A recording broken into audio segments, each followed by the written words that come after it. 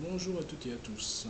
Eh bien, dans cette vidéo, je vais essayer de sensibiliser certaines personnes et de pouvoir créer un mouvement dynamique qui va permettre, je l'espère, de faire en sorte que la France sorte de ce problème-là. Le premier problème que nous avons en France, c'est bien évidemment l'emploi, la situation précaire et tout ce qui s'ensuit. Alors, pourquoi en sommes-nous arrivés là?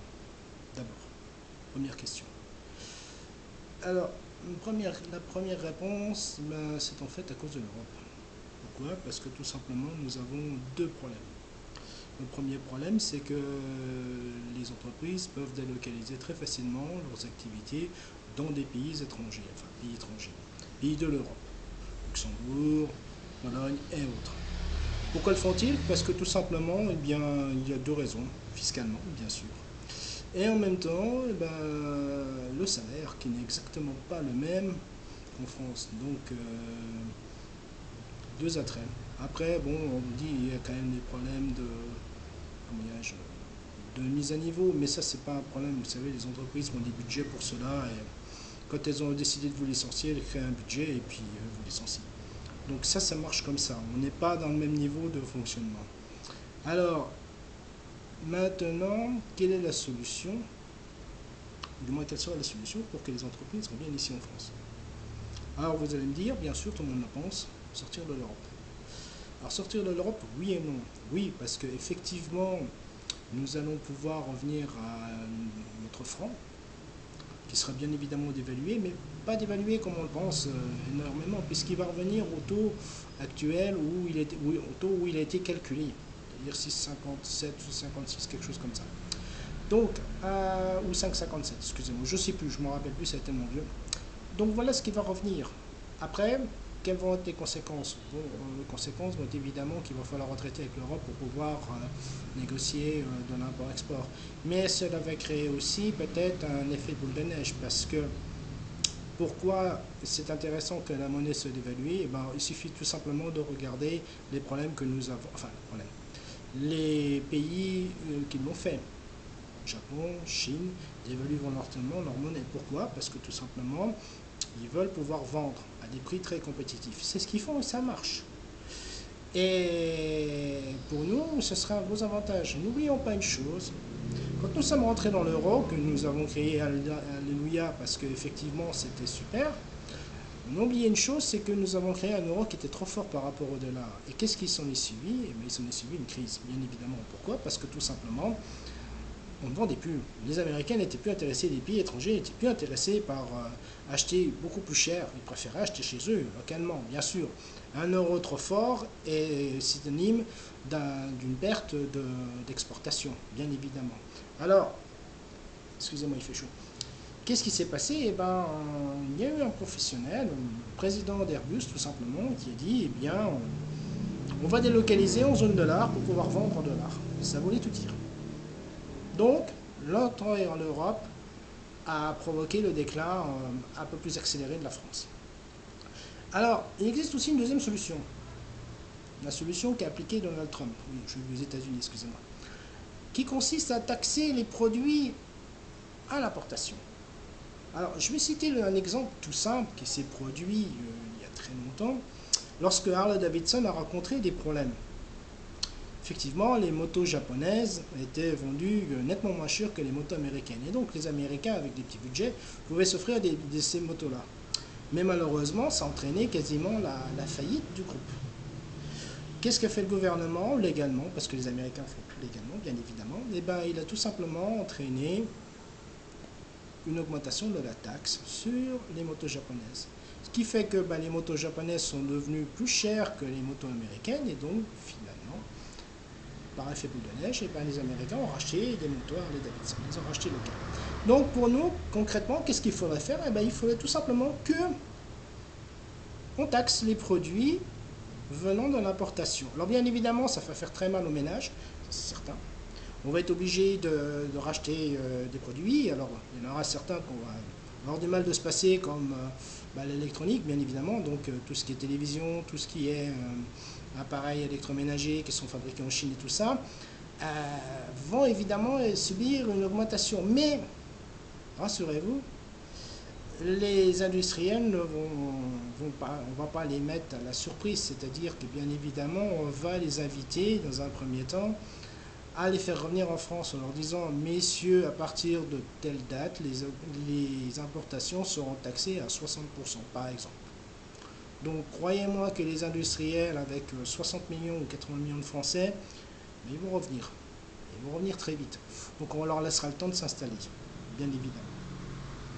Donc ça, c'est pour le premier volet qui concerne effectivement la création de richesse, tout simplement, la création d'emplois. Alors, je ne vais pas critiquer Macron parce que effectivement, M. Macron a des bonnes idées euh, concernant l'emploi, notamment la formation. C'est une bonne idée de faire la formation continue parce qu'effectivement, une personne qui a travaillé pendant 40 ans dans la même société, qui a toujours fait la même chose, n'a pas forcément évolué. Et quand on se retrouve dans d'autres entreprises, malheureusement pour nous, on ne connaît pas. Alors, bon, il faut passer autant de formations. Bien évidemment, les formations ne sont pas tellement adaptées.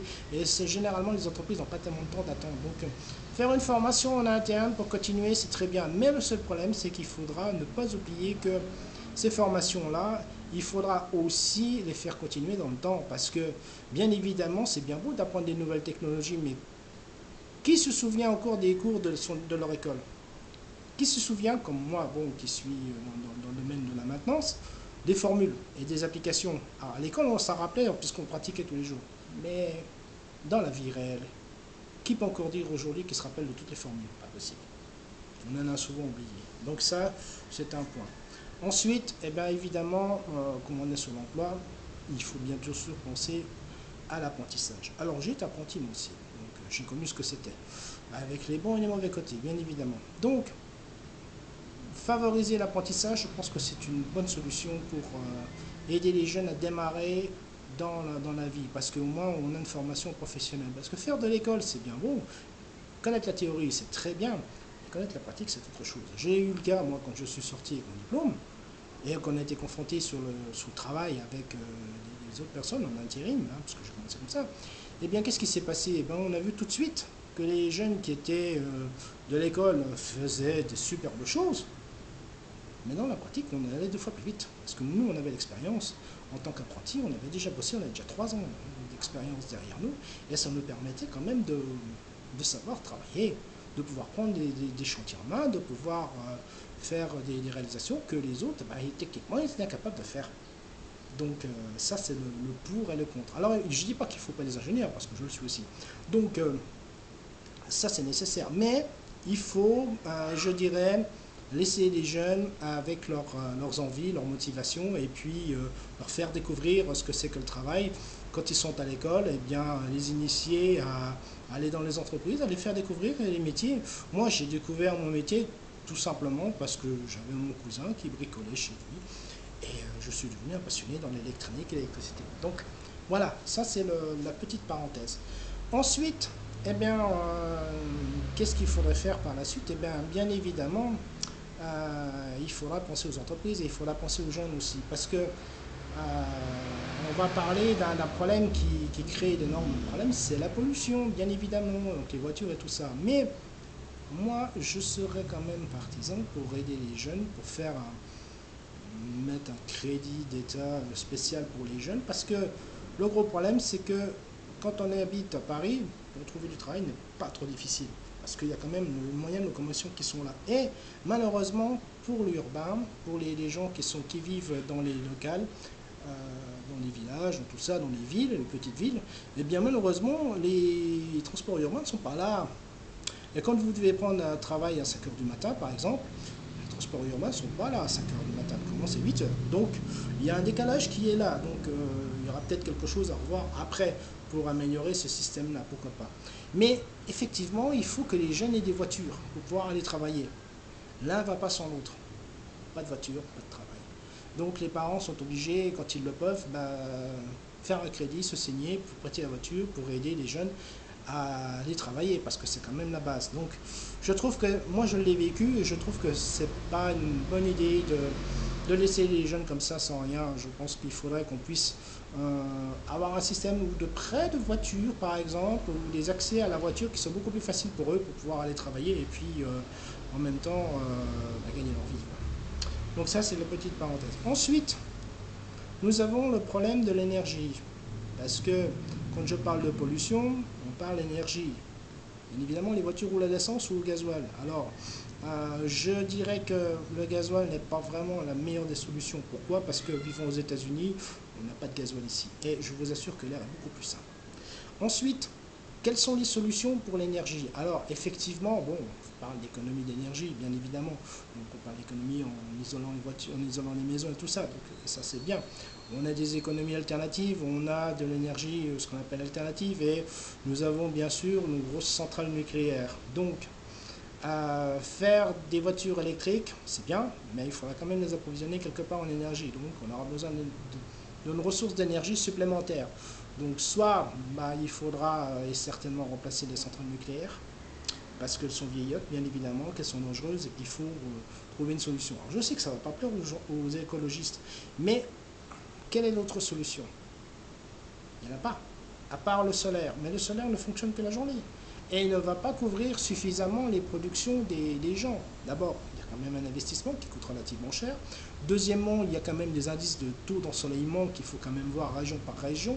Donc, une région comme la Bretagne ou comme la Lorraine ou les Pyrénées ou dans les autres régions où c'est, je dirais, ensoleillé, ça pose pas de problème. Mais quand on se trouve dans des régions où on a quelques jours de soleil par semaine, eh bien évidemment, le taux de rendement n'est pas le même. Donc on a bien évidemment des solutions avec des panneaux qui sont en polycristallin qui permettent de capter la lumière même avec des nuages. Mais bon, ça réduit quand même de 40 à 50% de puissance. Donc c'est pas vraiment le top.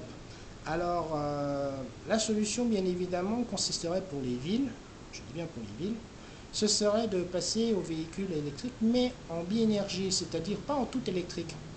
Faire comme les véhicules, bon je vais citer la marque japonaise bien évidemment, désolé, qui eux, même Renault je crois qu'ils en font, je ne suis pas sûr, font des véhicules en biénergie, c'est-à-dire qu'il y a un moteur thermique et il y a un moteur électrique. Alors, l'avantage c'est que en urbain, vous êtes en batterie, donc ça fonctionne normalement. Vous êtes sur une autoroute ou sur une rencontre ou autre périphérique, vous devez aller rouler à 80-90 km/h, donc là le véhicule électrique va perdre énormément d'autonomie, puisqu'il est plus conçu pour rouler à des vitesses de 50 km/h, il ne faut pas rêver. Alors là, le moteur électrique va s'arrêter et c'est le moteur thermique qui va prendre le relais. Double avantage, un, on recharge sa batterie, et deux, on continue à rouler.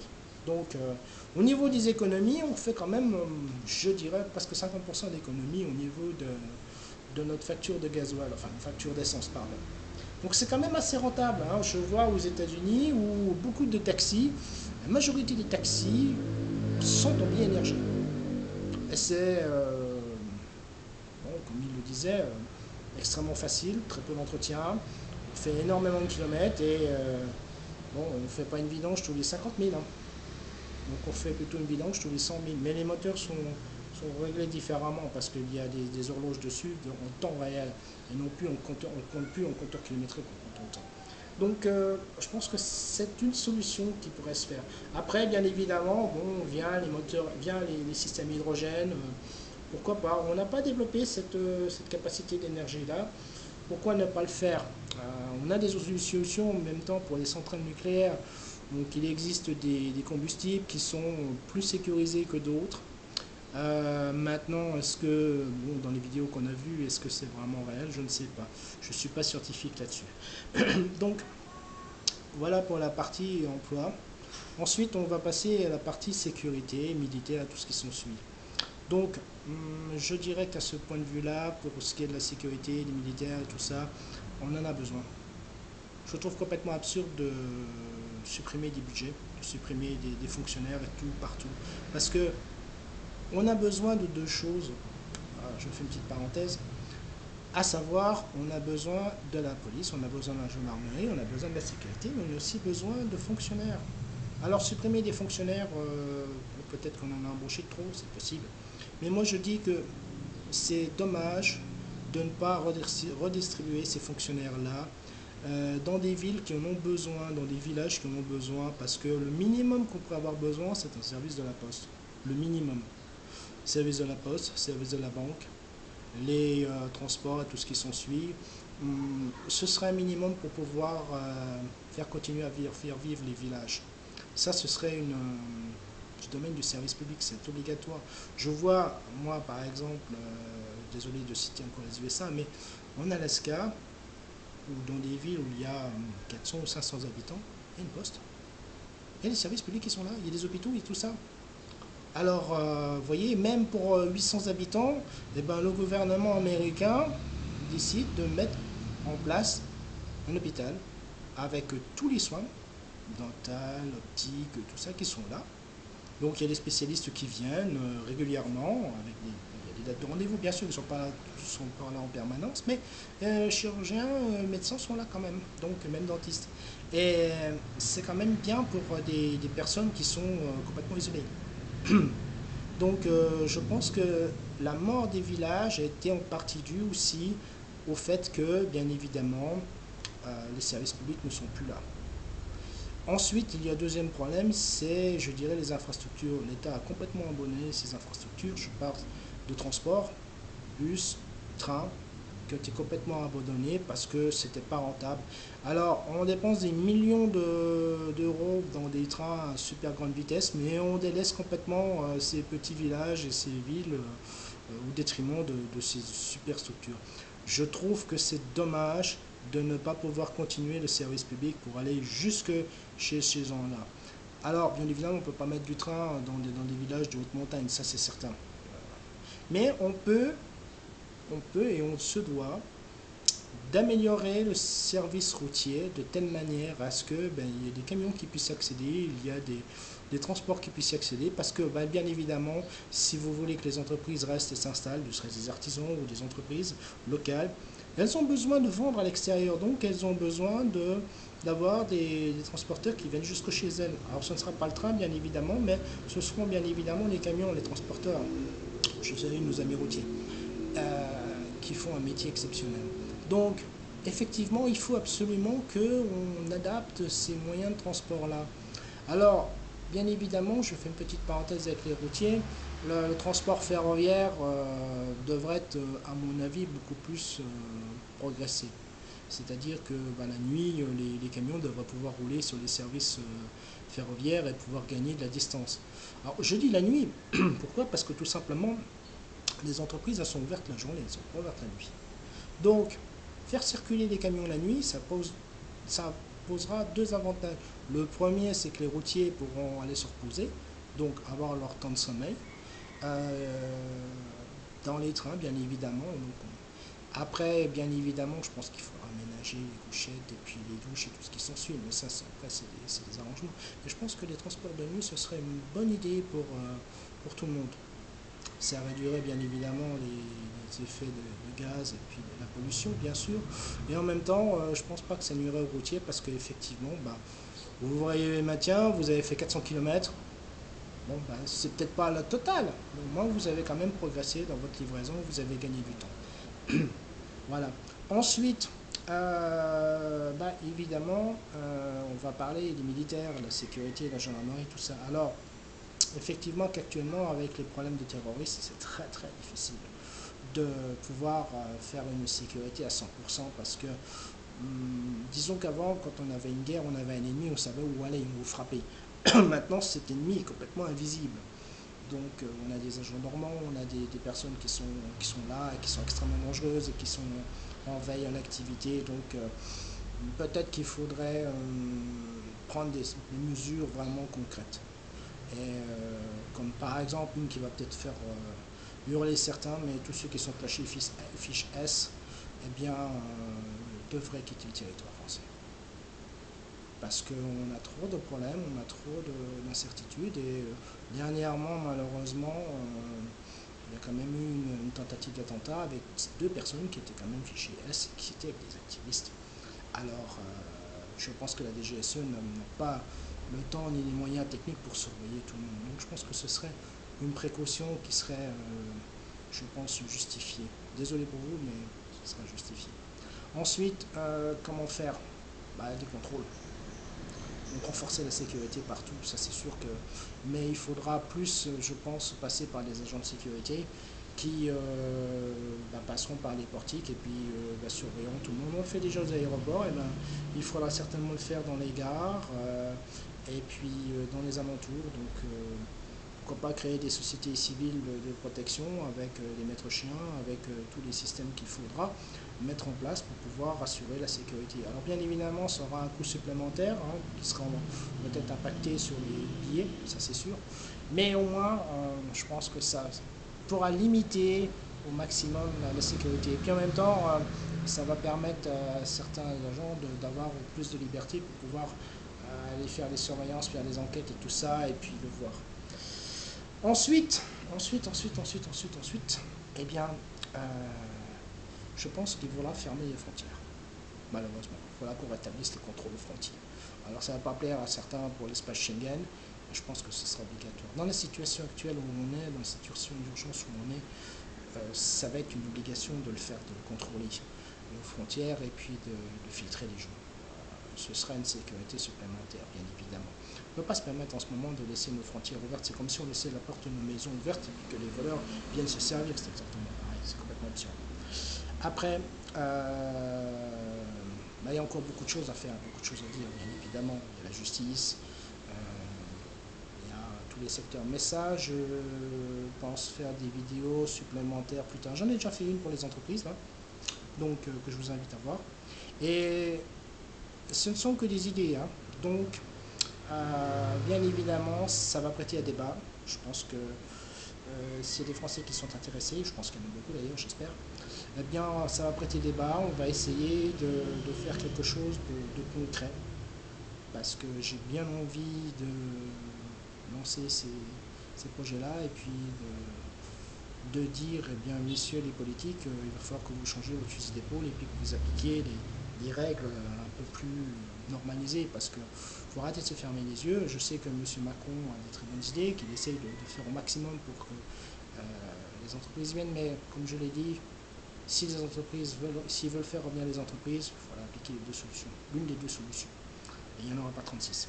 Donc on le voit de toute façon, malheureusement, avec l'État comme Londres, donc la Grande-Bretagne, qui elle a quand même rentré un petit pas dans l'Europe, mais qui a quand même conservé beaucoup d'avantages. Et on leur constate quand même que en taux d'échange, leur monnaie est quand même beaucoup plus forte que l'euro, et ils arrivent à s'en sortir. Donc pourquoi pas nous. Je pense que ce serait une bonne idée de pouvoir en discuter et puis commencer avec les gens à monter un projet, et pourquoi pas plus tard on verra. Voilà. Bon, ma foi, je vous laisse à vos réflexions. Donc, n'hésitez pas à mettre des commentaires. N'hésitez surtout pas à, bien évidemment, faire partager cette vidéo, parce que là, on va en avoir besoin. C'est dans l'intérêt économique de la France, bien sûr, de vos enfants, de notre avenir. Et je vous souhaite bon courage en attendant. Et puis, voilà. Au revoir.